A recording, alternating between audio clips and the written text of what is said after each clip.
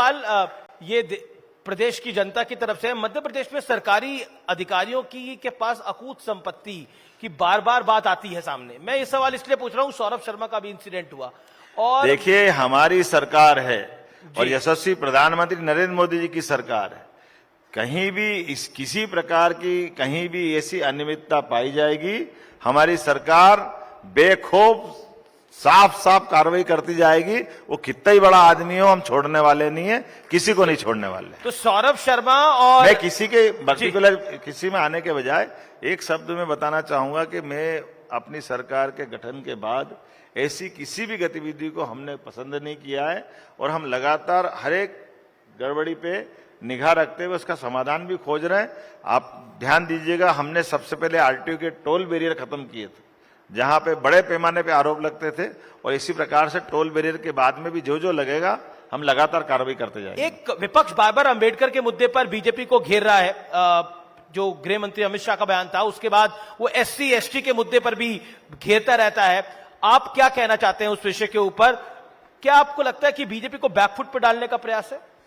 देखिए, अब मैं क्या बोलूं इस पे। कांग्रेस का अतीत के समय से डॉक्टर भीमराव अंबेडकर जी के साथ का संबंध याद दिलाना पड़ेगा। अंबेडकर जी के लिए कांग्रेस ने जितना कष्ट दे सकते थे उनके जीते जी दिया है। अंबेडकर जी नहीं चाहते थे कि धारा 370 लगे, जान करते नेहरू जी ने डलवाया। अंबेडकर जी नहीं चाहते थे भारत पाकिस्तान का बंटवारा हो, जान करते कांग्रेस ने उस बात को एक्सेप्ट किया। अंबेडकर जी नहीं चाहते थे कि उनको वो मंत्रालय दिया जाए जिसको उन्हें दिया गया था। उनने तो कहा था मुझे मेरी विशेषज्ञता उद्योग में है, उनके और कई मंत्रालय में, लेकिन जान करके दिया।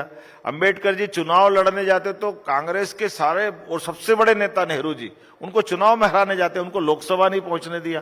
कांग्रेस के नेताओं ने अंबेडकर जी ने उस समय उनकी पार्टी ने 2 सीट जीती थी। एक सीट फिर एक उपचुनाव हुआ, उस उपचुनाव पे लड़ने गए तो कांग्रेस ने उपचुनाव भी हरवा दिया।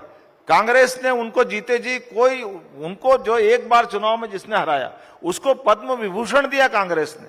कांग्रेस ने अंबेडकर जी का कभी सम्मान नहीं किया।